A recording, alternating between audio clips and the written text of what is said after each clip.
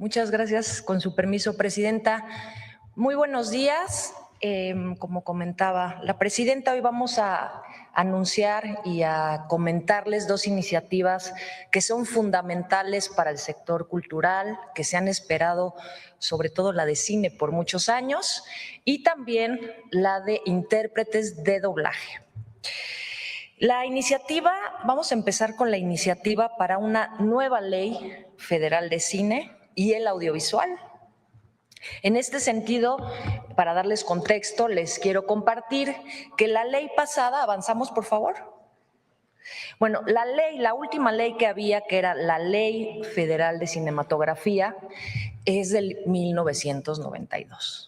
En todas estas décadas sabemos que se han actualizado los formatos, las películas, tal cual película se llamaba por el formato análogo, y ahora pues hay muchos otros formatos, incluye a muchas otras actores en este ecosistema y era importante actualizarlo.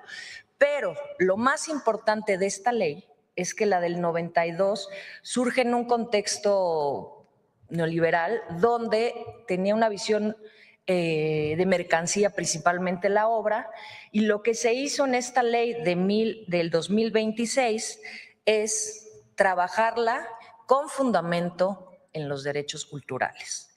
Esto incluye, por supuesto, el acceso democrático, como la participación, el derecho a la propia identidad y a la memoria. Esta ley cambia también su marco legal a la realidad actual, como comentaba, la industria que tiene que ver también con las plataformas, con lo digital, y por eso este ecosistema integra también a lo audiovisual. Entonces es una ley que va acorde a un contexto actual. El cine tendrá 130 años, pero imagínense que esta ley tiene más de 30 años. En los últimos 100, pues es una ley que ha tenido que transitar y que lo que era importante para nosotros era pues justamente trabajar con una ley que acompañara la transformación cultural que impulsa el gobierno.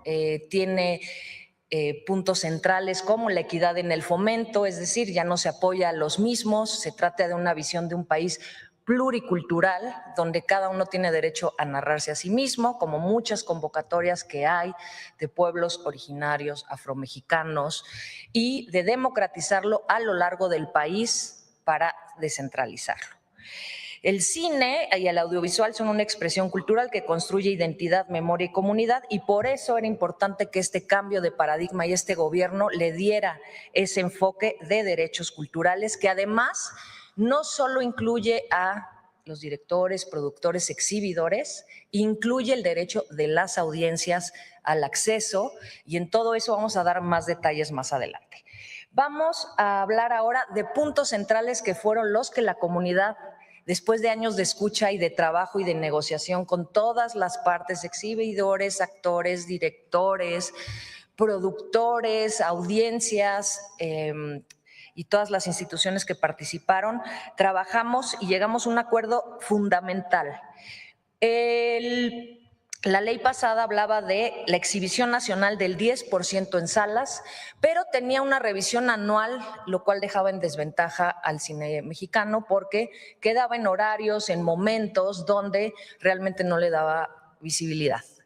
Con la competencia del cine pues extranjero, el gobierno ha aumentado mucho el tema del fomento. Por ejemplo, en cuanto entramos, Eficine tuvo un aumento considerable.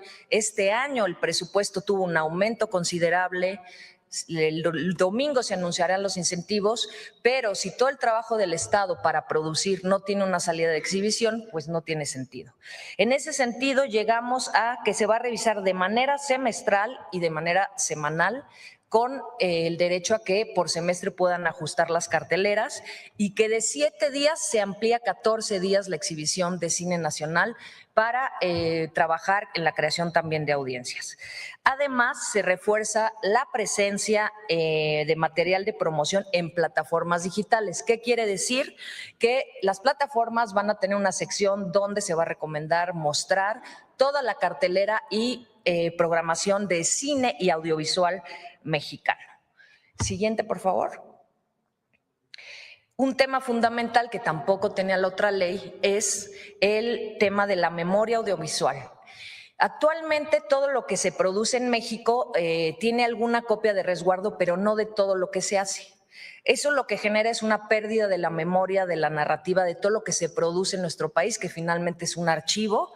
Y ahora hay un mandato de conservar, restaurar, digitalizar, difundir el acervo patrimonial que integra nuestra memoria y con reglas muy claras de archivo a través de la Cineteca Nacional para tener este bagaje que es también patrimonio y derecho a la memoria.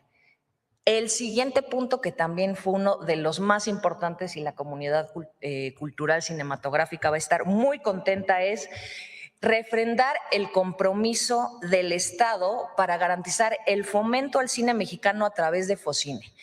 Esto ya está en la ley, es decir, no es un programa presupuestario aislado, es una garantía que además la presidenta nos respaldó para que tenga un incremento progresivo del presupuesto conforme a disponibilidad, por supuesto, pero eso ya lo vimos refrendado el año pasado y con un fortalecimiento del cine nacional. Por último, algo que también era muy importante era articular una política cinematográfica nacional a través del INCINE en coordinación con los municipios, con los estados, para que los fondos y todo lo que aporta el INCINE y toda esta distribución pues tenga equidad y descentralización en el fomento, la producción, la difusión y garantizar que en todo el territorio y que las diversas voces puedan participar.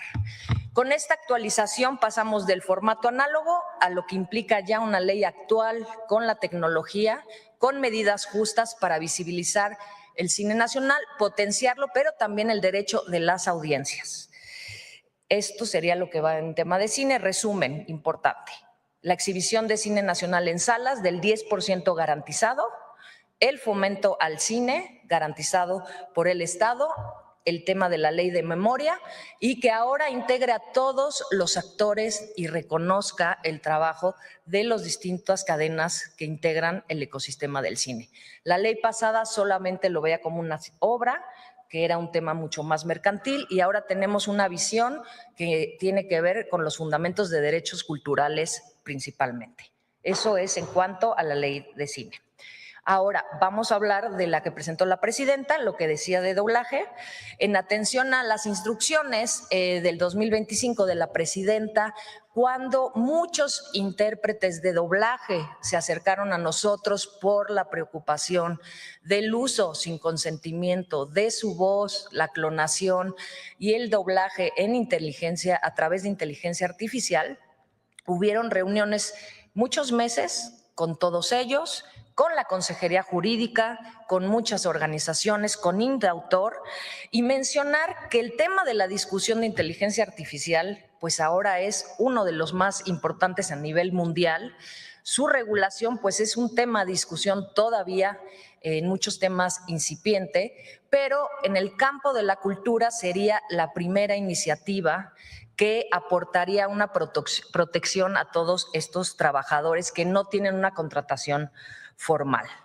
Por ejemplo, ahora y por primera vez, y eso es bien importante, se va a reconocer a la voz humana como una herramienta artística única e irrepetible que es parte de la imagen de la persona y cuyo uso requiere autorización expresa e informada.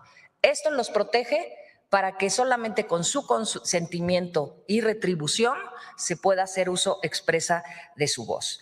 Esto toca a una reforma tanto a la Ley Federal del Trabajo como a la Ley Federal del Derecho de Autor, donde los reconoce. Actualmente la Ley del Trabajo solo reconocía a cantantes y algunos gremios, ahora está ahí como intérpretes y otorga evidentemente en ambos casos una protección. Establece reglas claras para darle seguimiento y en este sentido se van a ampliar las facultades de Indautor para dirimir las controversias con mecanismos mucho más ágiles, para evitar procesos judiciales y procesos prolongados, como ha pasado, por ejemplo, con los derechos colectivos de las comunidades originarias y afromexicanas, como fue el caso de unos tenis que copiaron un modelo de Oaxaca. Bueno, eso, como han visto en el tema de derechos colectivos, se ha avanzado muchísimo y esto es lo que va a suceder con Indautor. Entonces, es proteger a los trabajadores con la herramienta principal que es su voz y sobre todo a los que no tienen un contrato formal de trabajo para que estén regulados. Eso es cuanto, Presidenta. Muchas gracias. Pues esta es la información de hoy, estas dos leyes muy importantes para la cultura en nuestro país, particularmente el cine y pues todas las plataformas. Adelante, vamos con las preguntas. Del tema, a ver. Muy buenos días, Presidenta. Janet Galindo, secretaria, y a todos los presentes. Muy buenos días. Saber cómo se va a garantizar y cuáles son estos nuevos apoyos que se van a estar dando hacia estas nuevas producciones y sobre todo los apoyos hacia los nuevos jóvenes, hacia las nuevas generaciones que están contribuyendo a la industria del cine. ¿Cine quieres platicar?